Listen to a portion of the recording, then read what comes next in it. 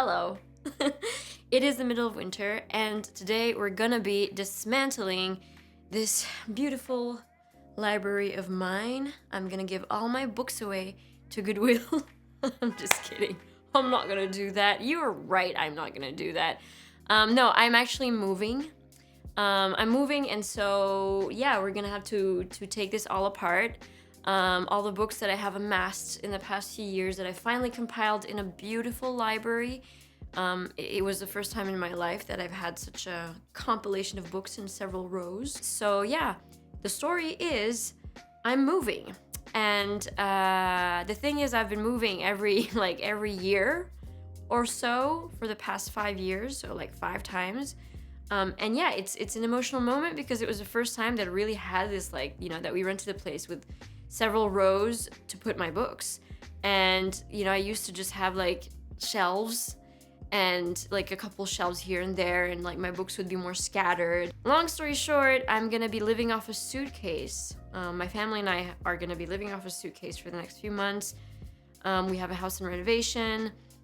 We're gonna travel to Asia. We're gonna travel back to the Philippines, my home country, for a few months, and I will need books with me. So I'm gonna be bringing some of these books along. What I wanted to show you and talk to you about, because yeah, 4 months is gonna be a lot of reading material. The thing is, in the past year that I have been compiling these books, I've been trying different sorts of organizational techniques. I've also already kind of sold some of these books. So yeah, I wanted an easy way to visualize the books that I had read and the books that I haven't read, so that it would be easier for me to kind of look at the shelf and kind of, instead of looking all over the place, be like, those are the books that I haven't read yet and that I want to read. So what I did is basically all the books from the backside. For this side are mostly books that I have read already, that I have classified according to my internal logic and internal categories of things that I like, namely first floor's fiction, not that you should care, but fiction, nonfiction, and all the books up there are more like the books mixed a bit, but books that I know that I've read a long time ago or that I'm not likely to read anytime soon, or just that are kind of staples that I know I don't have to go and reach them all the time. So most of the books that I haven't read yet and that I want to bring with me in the coming months are all around here on this side, on the right side, as you can see. Okay.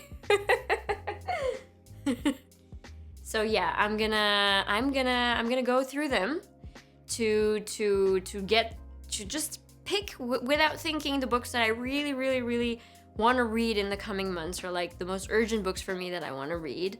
I know there are books that I have reserved specifically for the trip, for the Philippines, books that I will enjoy reading over there. Right now it's winter, it's a bit cold in Europe, so I'm actually more inclined to read about the jungle, or novels about, set in warm places. And I think in the Philippines I'll actually be more interested in reading about cold climates in a weird way. But, of course, that's just not my only criteria. So let us begin with the books that I know for sure that I've put aside specifically to read in the Philippines. So these 2 books I've specifically kept aside, but I was very excited when they came out. And of course, I probably pre-ordered them. So I was like, I really need these books because I'm a huge fan of Elif Shafak. I'm a huge fan of Richard Powers.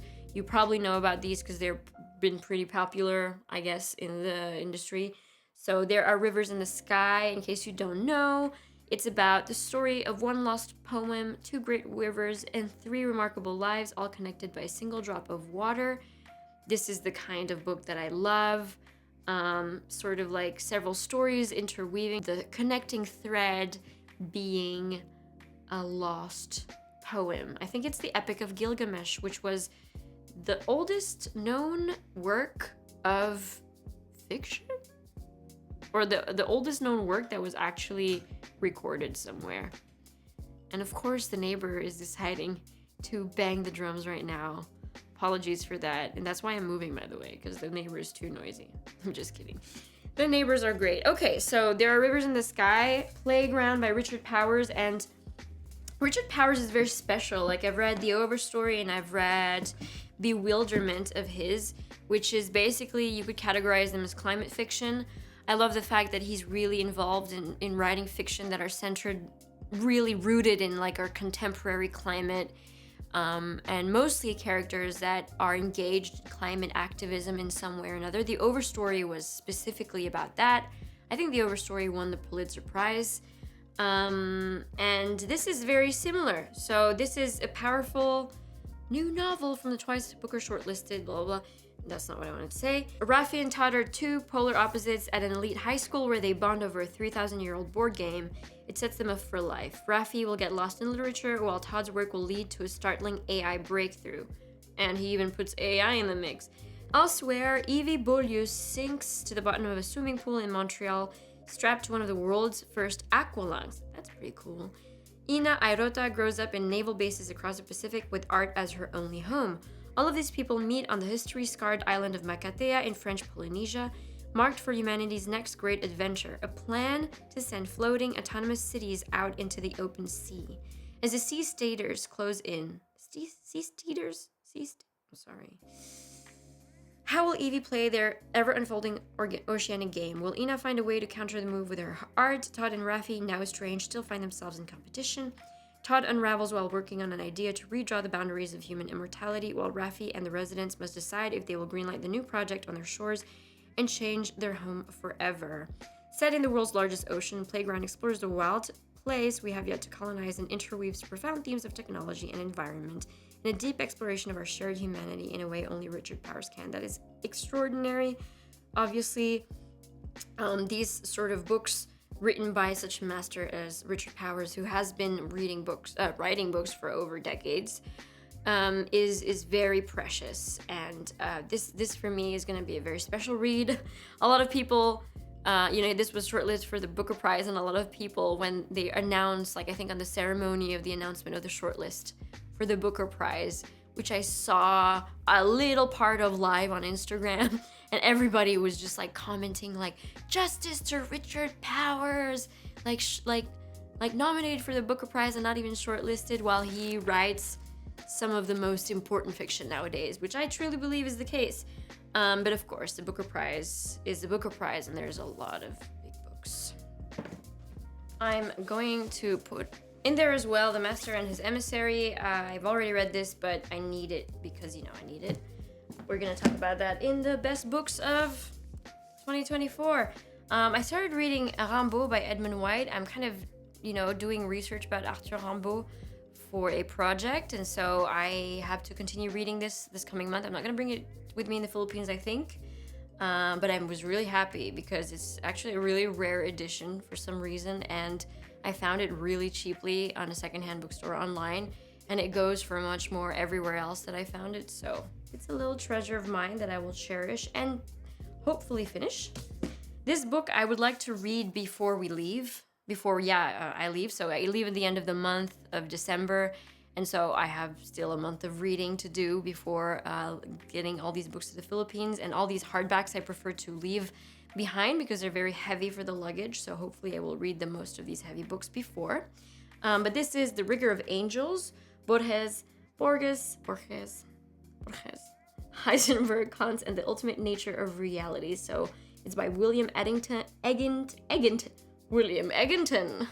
which seems to be a very, very good book. It's, one of these exploration of the nature of reality through the intersection of poetry, quantum physics, and philosophy, which I think is everything or every important pole that we need to be able to understand reality.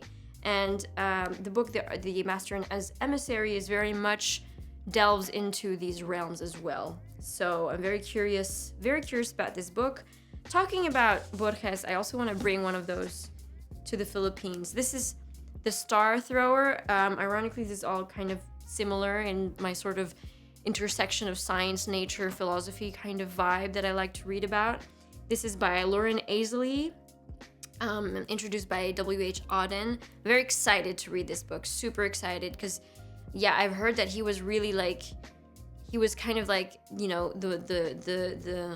the successor of Thoreau and Emerson, but kind of delving more into the cosmic arrays of reality. Also very interesting.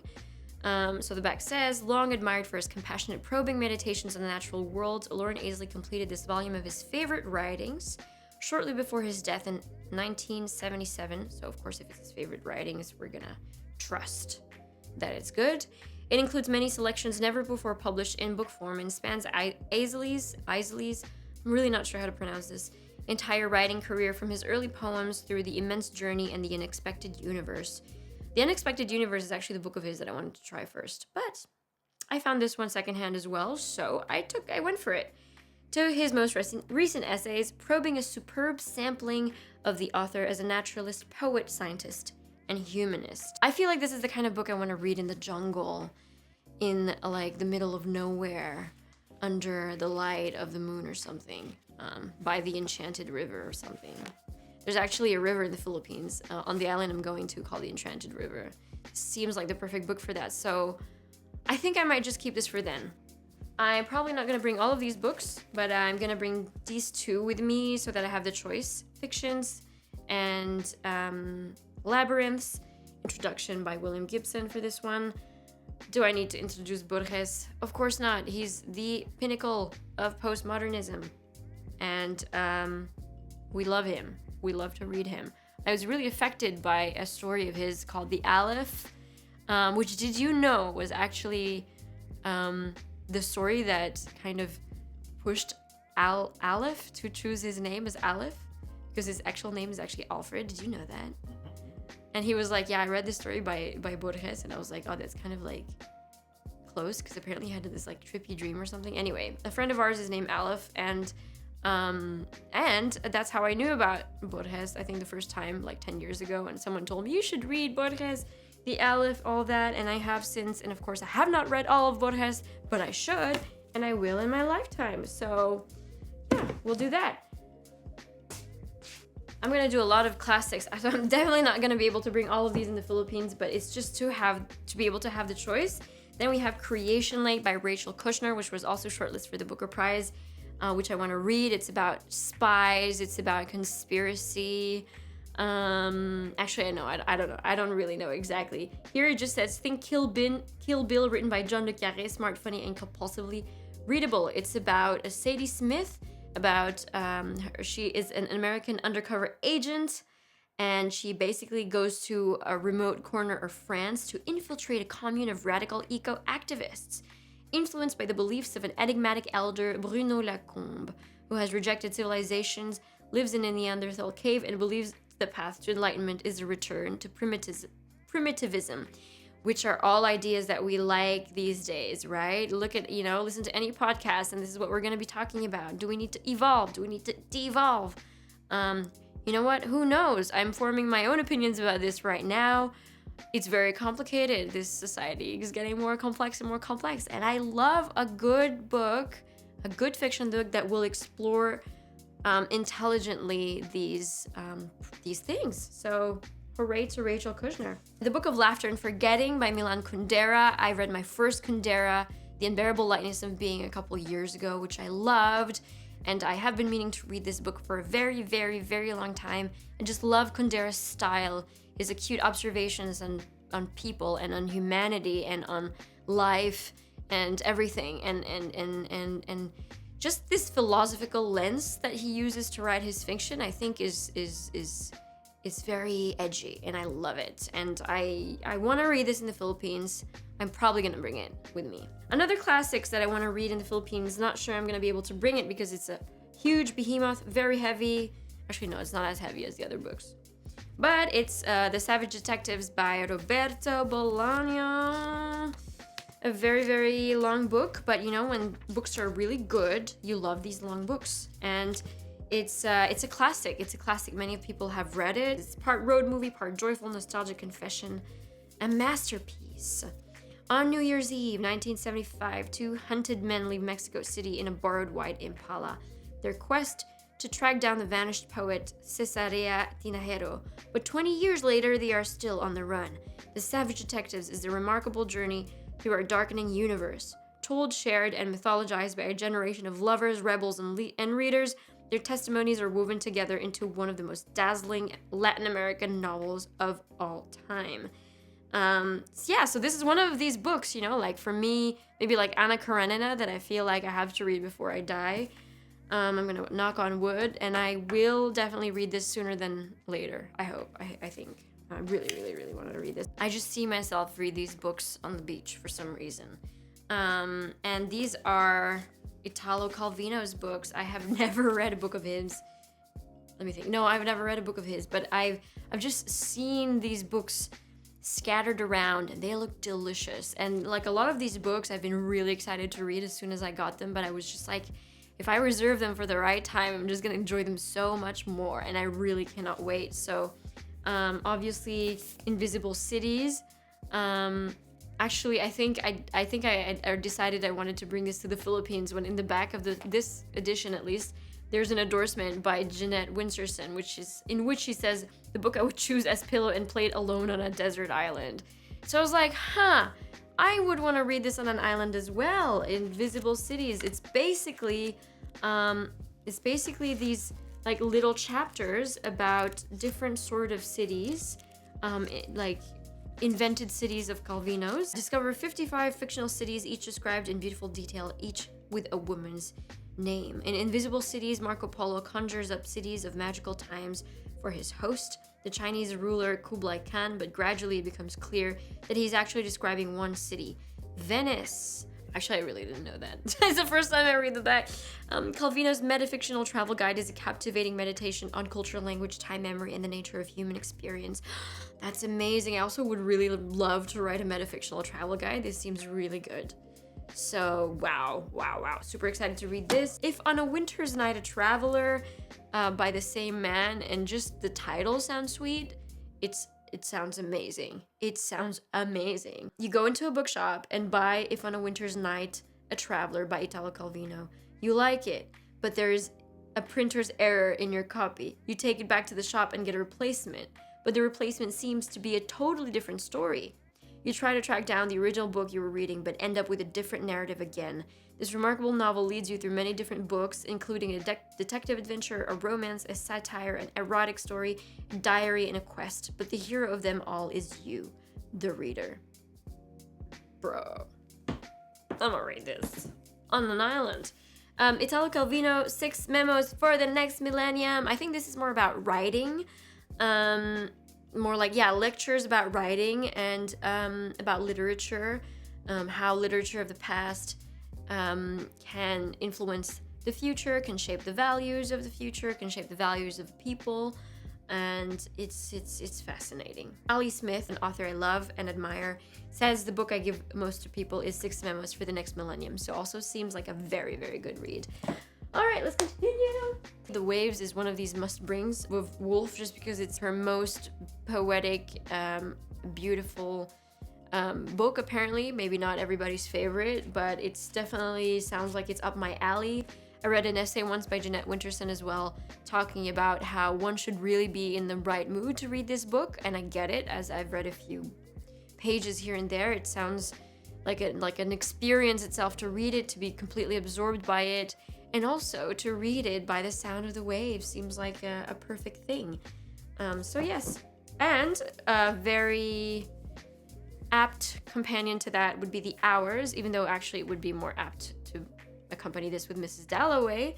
But basically this is partly an account of Virginia Woolf herself as a fictional character, and also other characters that kind of go about their days. So this is The Hours by Michael Cunningham. In 1920s Richmond, Virginia Woolf struggles to make a start on her new novel. In 1940s Los Angeles, a young wife and mother yearns to escape the claustrophobia of suburban domesticity and read her precious copy of Mrs. Dalloway. And in 1990s New York, Clarissa Vaughan steps out of her smart Greenwich Village apartment and goes shopping for the party she is giving in honor of her lifelong friend Richard, an award-winning poet whose mind and body are being ravaged by AIDS. So this is, the kind of book that moves across fictional characters that have nothing to do with each other. I think it's kind of like stream of consciousness, kind of like Mrs. Dalloway, so that mirrors that as well, and it's been rated highly. I'm very curious about it. Just like catching up. I'm catching up of all my classics. Flannery O'Connor, Mystery and Manners. This is her book on writing. I'm very curious about her takes on writing. And one of her very famous short story collection, A Good Man is Hard to Find. I found this very cool secondhand copy as well, and love it. I really love these secondhand copies because they sometimes have a more vintage appeal to them, which I like. And if they're not too old, they don't give me like allergies, because that's the problem with secondhand books. Sometimes I get them and then I read them and it feels the pages have like absorbed so much dust that it just feels difficult to read them. So as much as I prefer secondhand copies, it's not always readable. This is actually not a classic, I think. No, it's not a classic. This is more like prose poems called A Map to the Next World by Jo Harjo. She was a poet laureate in the US a few years ago. I don't remember when. I've read a few of her books this year. She's a beautiful author. She's Native American, and she writes a lot about, you know, being a Native American poet and about the power of words. And when you read her, the words almost have this incantory power to them. You can really believe in magic when you read Jo Harjo. And she's a very mystical person, actually. I believe that she you know, she writes about having premonitory dreams and being very much in touch with her ancestors through her dreams, through her writing, and she has a very spiritual approach to writing. And I thought that this would be a beautiful read in the Philippines, because if you don't know, the Philippines was colonized, like all of this cool stuff. Colonized by many countries, including the US. There was actually, in the 20th century, a genocide, the Philippine genocide by the US troops who were there to civilize the people. And I feel very close to the plight of natives around the world, and I feel like a lot of us are awakening right now to sort of like post-colonialist wounds. So yeah, I think Jo Harjo will be a good thing to read. Then we have Sebald. I'm not sure which one I'm going to bring to the Philippines. I don't think I'm going to bring everything, but I really have been meaning to read this. Vertigo and The Rings of Saturn. So Sebald has a very particular way of writing, I have heard, which is very much like an eagle eye take on things, following characters, sweeps of life. This is different. I think Vertigo is more fictionalized account of people's lives, I think, as they fled the Nazis during the war. Yes, an unnamed narrator beset by nervous ailments journeys across Europe to Vienna, Venice, Verona, Riva, and finally to his childhood home in a small Bavarian village. He is also journeying into the past, traveling in the footsteps of Stendhal, Casanova, and Kafka. The narrator draws the reader line by line into a dizzying web of history, biography, legends, literature, and most perilously, memories. This is not the book I was thinking about. Maybe I was thinking about another book. But yes, so very sweeping in location and ideas. And The Rings of Saturn, I think, is one of his memoirs wherein he travels around, he talks about seemingly unrelated things, but through the sort of rich tapestry that he's making of all these little things that he's writing about, he is painting a portrait of himself as an author. And, you know, we don't know anything personal about the author, which is, you know, what I've read about this book. I haven't read it yet. And there's even little pictures in it. Yeah, we get to know the kind of author who's talking to us. I love that. Then we have Little Birds by Anais Nin, short stories, which can only be labeled as literary erotica. I'm very curious about that. For those of you who know a bit about Anais Nin, she was very good friends. I think she was even lovers with Henry Miller, D.H. Lawrence, and not D.H. Lawrence. That's not what I'm talking about. No, Lawrence Durrell. And she has a very particular way of writing. She's mostly known for her nonfiction, her diaries, which I've read this year and I have loved. And she wrote a few fiction as well, and I haven't read her fiction yet. Yeah, her diaries are nice, they're confessional, they're beautiful, they're like, they portray a reality. However, they do tend to be, you know, feel a bit long sometimes, because such is the nature of diaries. But yeah, I'm very excited to read that. Then we have Clarice Lispector, which I believe by now she's considered classic, A Breath of Life. Published posthumously, I think it was the last work that she was working on. Very interesting premise. It's about a male author writing about a female. It's like this conversation between two characters, one being male who creates the female. And I don't know anything about it other than that, and it seems compelling enough to want to get into it. Not sure I'm gonna bring it. I don't know, but that's something I really want to read. And of course, the classic a lot of you may have read already, Breakfast at Tiffany's. Do I need to introduce Breakfast at Tiffany's by Truman Capote? I don't think so. You can find that on the movies or on the internet, and you probably already saw the movie. I haven't, so I'm gonna read that. And finally, Death in Venice, Thomas Mann. I have no idea what this is. I think it's dark and sexy and erotic and deep and haunting. I don't know what it is. But that's what it seems to be to me. And I'm excited to read that as well. I just realized that this books box is already so heavy. It's almost like a whole suitcase in itself. So I will definitely have to make concessions. It is not possible to bring all of these, unfortunately. I'm going to try to read as much as possible before I leave. But no, that is the nature of such things. Even if we don't leave anywhere, that is the reality that all book nerds face today. Everything you want to read, everything you can read.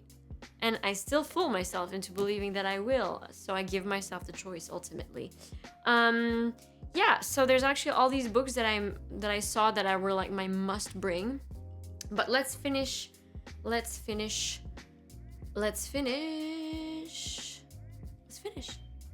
think that's my book.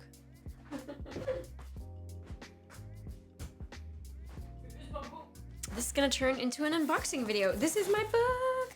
So this is everybody knows this book. It's not one of those obscure books that I've been talking about. Maybe some of you have read it. Let me know what you think of it. I am actually currently reading another book from this author. Drumroll. I'm reading right now. I'm reading right now this book, High Tide and Texan. It's an essay collection by Barbara Kingsolver. She is the author of the book that I have ordered, and the book is, of course, you might know it as Demon Copperhead, which is a retelling of David Copperfield. And I've been having this in my eyesight for a long time. I just feel like last year I read The Goldfinch and I read the Neapolitan Quartet very close together, and those were just phenomenal. And I feel like there is so much phenomenal books that you can read in a row not to feel overwhelmed. So in a way, I kind of wanted to protect myself and to give myself the best chances of enjoying this book. There's a lot of mixed reviews. Most of them are positive, but however, I don't always agree with the majority positive reviews. It seems like something that I just wanted to enjoy, and I wanted to pick up when it was the right time. And I think that now is the right time. I might bring this as well. Maybe I'll bring it on the plane to read with me on the plane. And basically, yeah, I really like this essay collection that I'm reading of hers right now. High Tide and Texan is one of her oldest collections. So she wrote this many years before Demon Copperhead came out, and I love her writing style. I liked it in nonfiction, so I'm gonna try my hand at this. I'm gonna put it in the box as well. New book, yay! We have these books I have already read, but I just want to bring them for my love to read, because I've been Did someone just ring the bell again? Here's my head. Oh, it's my head. So, Pure Nessie, I've just been recommending this to everyone, and I really, really, really, really want my partner to read it. I've been trying to get him to read it for a long time. He's never went past the first 2 pages, so there is a chance. Everybody says this is one of the best books ever. So, that also free play. I'm going to talk about this in my favorite books of the year, and this was amazing. This is my new Bible, just so you know. I'm going to talk about it more next time. But yes, I will bring that for him. Then we have Fugitive Pieces by Anne Michaels. So she wrote Held, which was shortlisted for the Booker Prize this year, which I read and I loved, was beautiful. And so I wanted to read another one of her books. I found this secondhand. And the thing is it's as beautifully written as the other one, but it is a specific type of novel that you want to kind of, yeah, you got to be in the mood for, you know, this it's very poetic, it's very lyrical, it's very more centered on the ideas rather than like events and plot twists or plot lines, which is beautiful. But yeah, I don't know, I just started it, I wasn't really in the mood. I liked it was beautiful, but I guess I was more excited to read other stuff. But I do want to finish it, so I'm gonna try to finish it before we leave. Hopefully I will do that in time. And this is something I'm really excited to read as well, called Immoderate Greatness, Why Civilizations Fail by William Ophuls. I'm reading this to be prepared for the coming collapse of society. I don't know, guys. This was actually a suggestion that I heard from a podcast from Ian McGilchrist, which is the guy that I told you about that wrote The Master and His Emissary, which I'll talk about in another video.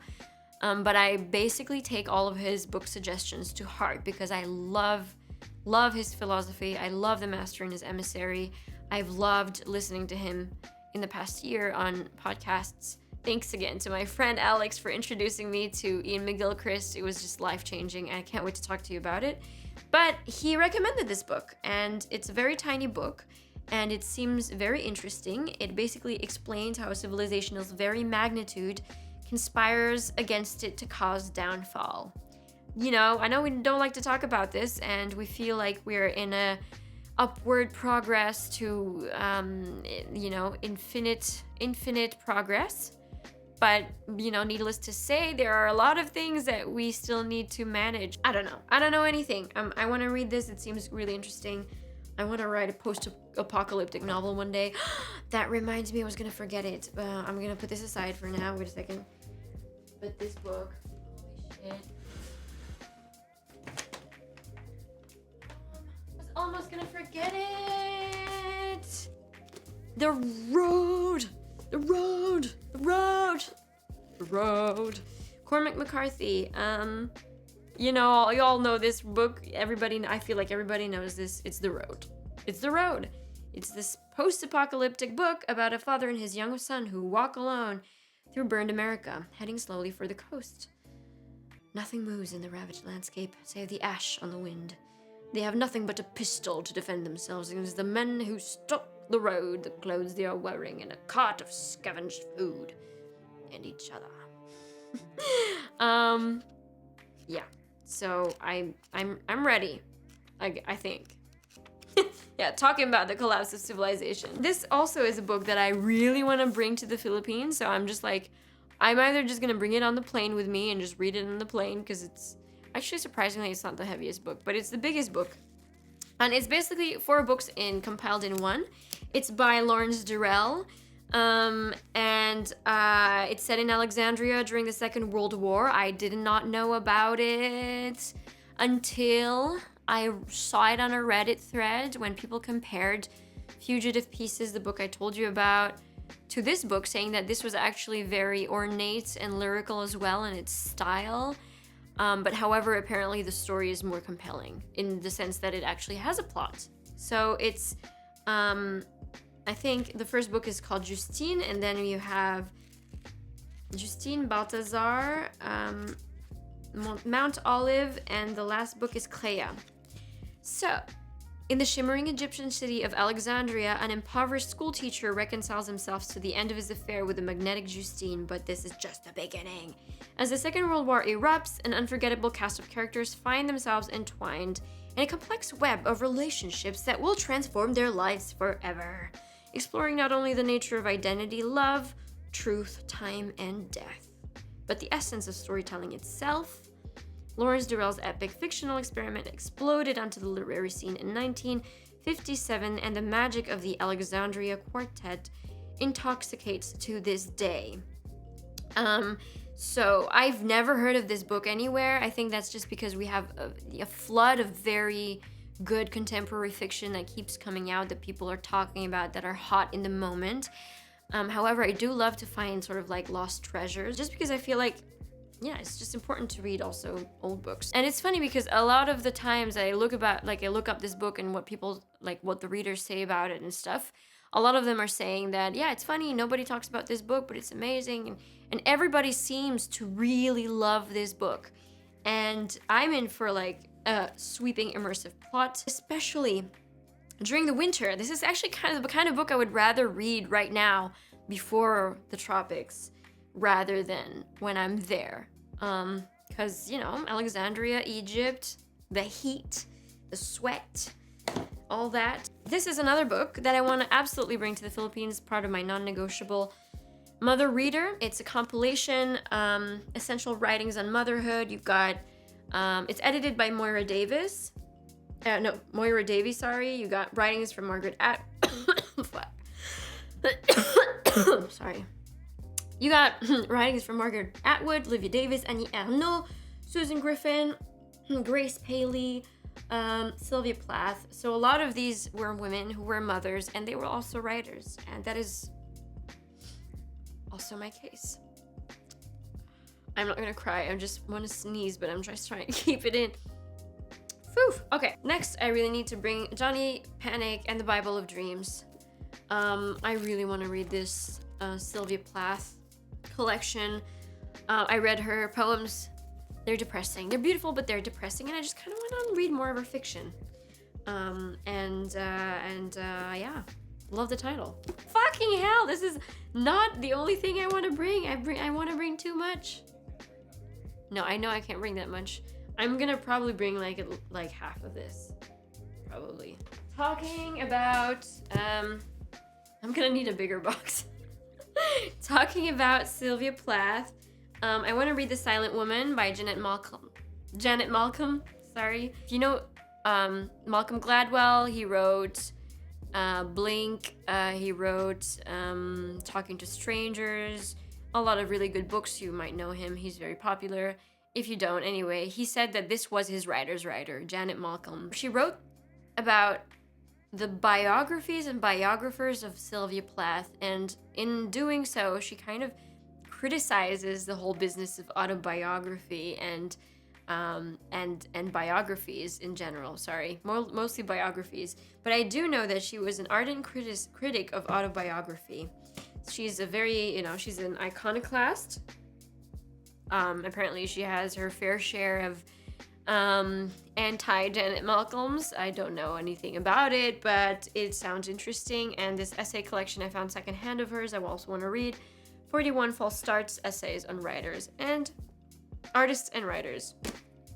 Next, we have Andre Aciman, My Roman Year. It's his most recent memoir that was released. I've read a lot of his novels. I loved Call Me By Your Name, and I loved his essay collections. I read 2 essay collections of his, I believe. I have a lot of his books. I really love his writing style. And I know his life is very tumultuous. I think he actually comes from Alexandria in Egypt. He was one of those Egyptian Jews who had to flee, and then he lived a year in Rome. He lived in Paris before settling to New York and becoming a Proust scholar and a writer and professor, I believe. I don't know. But anyway, I'm very curious to read about his memoir. I was thinking of bringing this in the Philippines, but now I'm hesitating. I might just keep it for the spring or something. This I know I really want to bring, J. Griffith's Wild, An Elemental Journey. This sounds beautifully bloody good. I know that this is one of the first books I want to read when I arrive in the Philippines, so this is something I will definitely bring. I took 7 years over this work, spent all I had, my time, money, and energy. Part of the journey was a green riot, in part a deathly bleakness. I got ill, I got well. I went to shamans in the Amazon for their hallucinogenic medicine and went to the freedom fighters of West Papua to sing my head off in their highlands. I met cannibals infinitely kinder than the murderous missionaries who evangelized them. I anchored a boat to an iceberg where polar bears slept, ate witchetty grubs, and visited sea gypsies. I found a paradox of wildness in the glinting softness of its charisma. For what is savage is, in the deepest sense, gentle, and what is wild is kind. In the end, a strangely sweet result. I came back to a wild home. And Philip Pullman, who I love, Philip Pullman, he wrote that book, His Dark Materials, about the little demon animals, a very beautiful fantasy book that I've read twice in my life, once when I was a child, and recently, a few years ago, again, because it was memorable to me that I was like, I need to read this as an adult to see if I still like it, and if it's actually that good, and it actually is that good.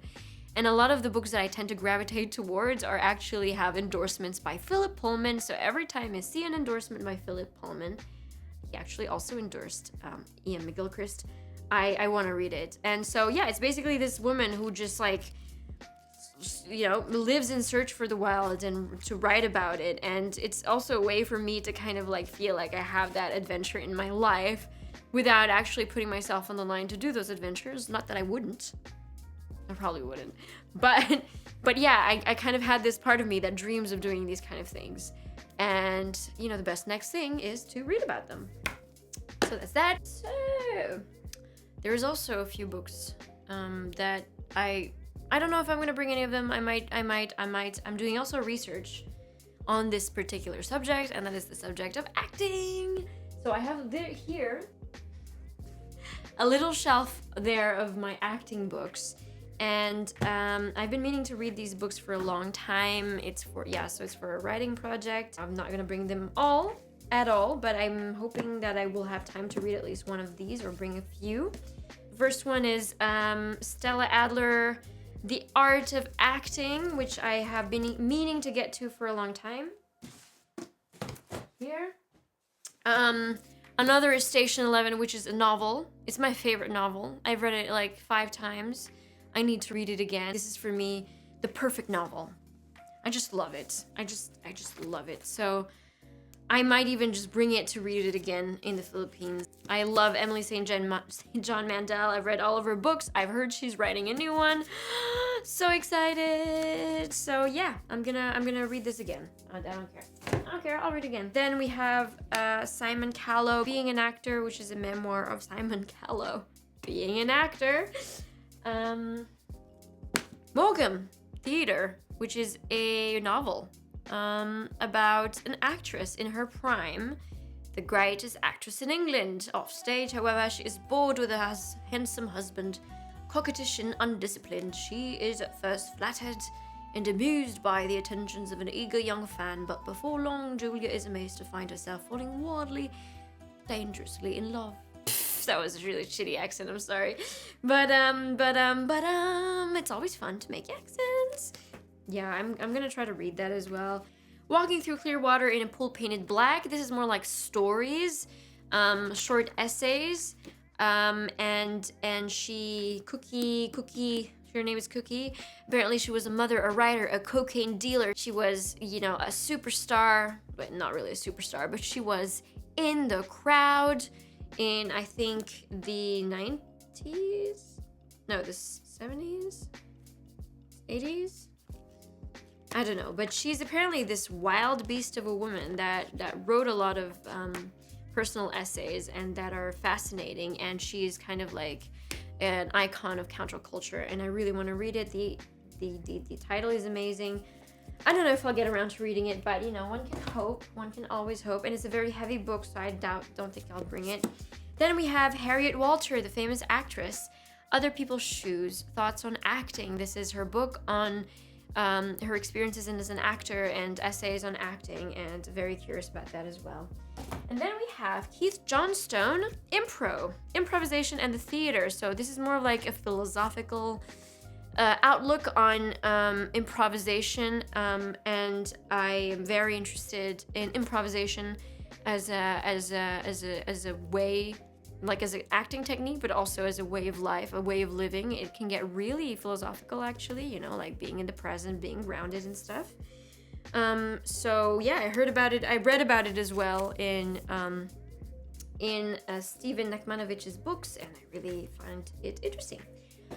And we have all of my this is crazy. Oh my gosh, this is so ridiculous. I really did not imagine it to be this plentiful. Lao Kun, an essay upon the limits of painting and poetry, also for research that I'm doing. So I'm exploring kind of like the phenomenology of art in general, or all kinds of art, history, photography, writing, painting, and this is kind of my pile for that. We have Roland Barthes, Image, Music, Text. A Lover's Discourse, again Roland Barthes. because he's in this book he's exploring like the language we use in love and when we're in love, and that's very interesting for my research. Reality Hunger, a manifesto by David Shields. This is a manifesto about apparently a literary landscape wherein we are hungry for real stories told in a novelistic fashion. I actually have no idea. This is just how it was sold to me, and I thought, okay, I want to read that because it's something I'm interested in, particularly because I've been reading a lot of Knausgaard recently, and his famous My Struggle series, which is 5 or 6 books, a series of autobiographical novels, kind of like in between autofiction and autobiographical novels, but he uses, I think it's more autofiction because he uses like his real name for himself. He's not like an avatar wherein he gives another name for himself like Jack Kerouac did in On the Road, for example. Then, we have The Order of Time, Carlo Rovelli.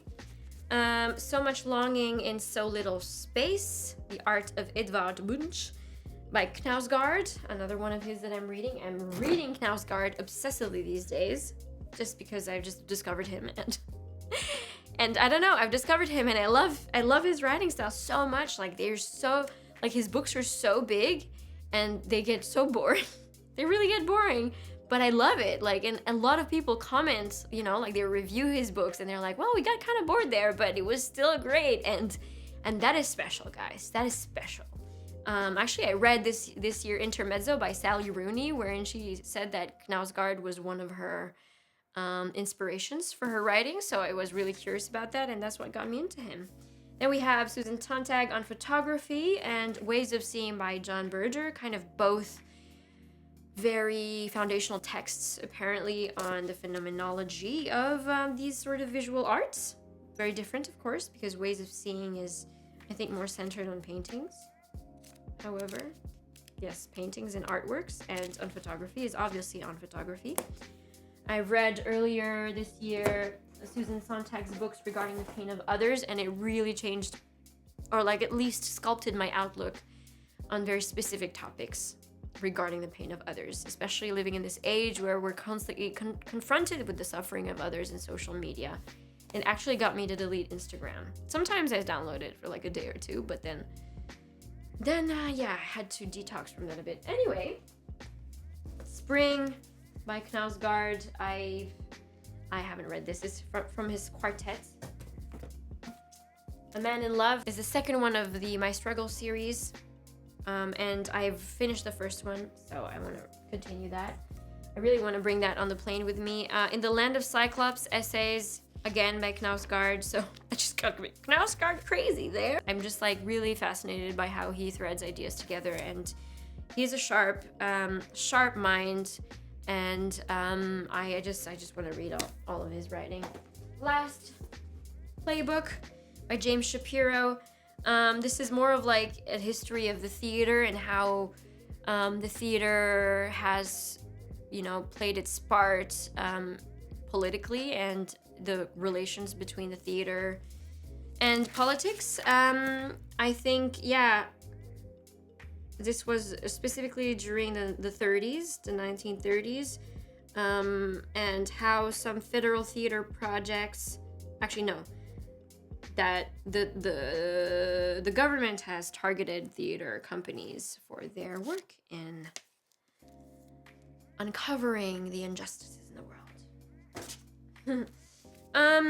These books I really want to bring to the Philippines. Again, we have My Journey to Lhasa, Alexandra David Neal, West with the Night, Beryl Markham. These are all books that were written a long time ago by these sort of pioneer women. Alexandra David Neal was the first woman to meet the Dalai Lama. This is the book that accounts for her journey to meet the Dalai Lama. She had to hide in clothes to hide the fact that she was a woman before she got to meet him. And this is kind of this whole adventure in Tibet, and so it's a travel book and a travel adventure book, and I feel like this is the kind of book I want to really read, and I'm like, yes, bring me these kind of tales. West with the Night, Beryl Markham. She was, I think, one of the first women aviators, and she lived in Africa. And I think one of the books, like Out of Africa or something, she's in it, or she's part of the people. I don't really know anything about it, but I'm very interested in it. Hemingway says that the writing here is amazing, and you know, if Hemingway says the writing is amazing, you believe Hemingway. Braiding Sweetgrass, I've been wanting to get around to this in a really long time. I do wish to bring it with me. I hope I can fit that in. And On Being Blue, a philosophical inquiry about the blueness of things. I don't know. William H. Glass wrote this. On Being Blue is a book about everything blue, sex and sleaze and sadness, among other things, and about everything else. The kind of thing I like. I loved Bluettes by Maggie Nelson, and also it was like kind of like this sort of metaphysical, philosophical musings about the color blue, and we need more of these. Last but not least, A Pilgrim at Tinker Creek. So you can see here that I do love to read about nature and science and philosophy kind of interweaved in a tale. The Pilgrim at Tinker Creek is by Annie Dillard. This book at least has been compared to Walden, to Thoreau's Walden, wherein it's a woman who just kind of muses about nature around her and kind of like the crickets and the moths and whatnot. And I'm hypnotized constantly when I read Annie Dillard. I read many of her books by now.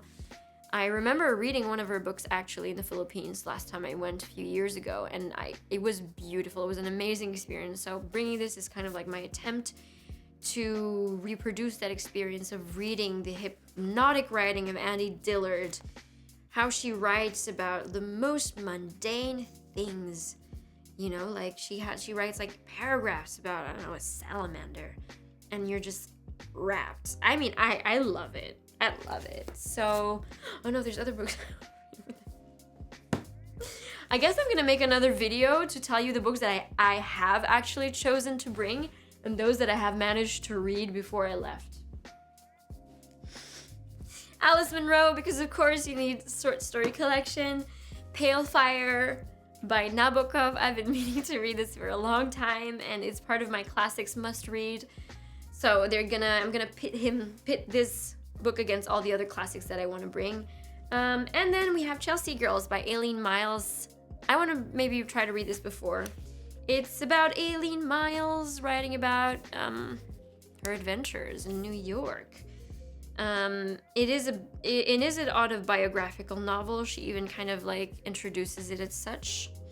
And yeah, it weaves together, here it says, it weaves together memories of Miles's 1960s Catholic upbringing with an alcoholic father, a volatile adolescence, unabashed lesbianity, and a riotous pursuit of survival as a poet in 1970s and 80s New York. So if you like that vibes of 1970s, 80s New York, I think this is a good companion piece. So far, these are the books that I want to read. Probably it will take me a year to read all of this. Yeah, thanks for staying with me on this ride. And it's time to dismantle the rest of the library. All the books I want to bring to the Philippines. This is already like 5 luggage worth of like my limit, I think. All right.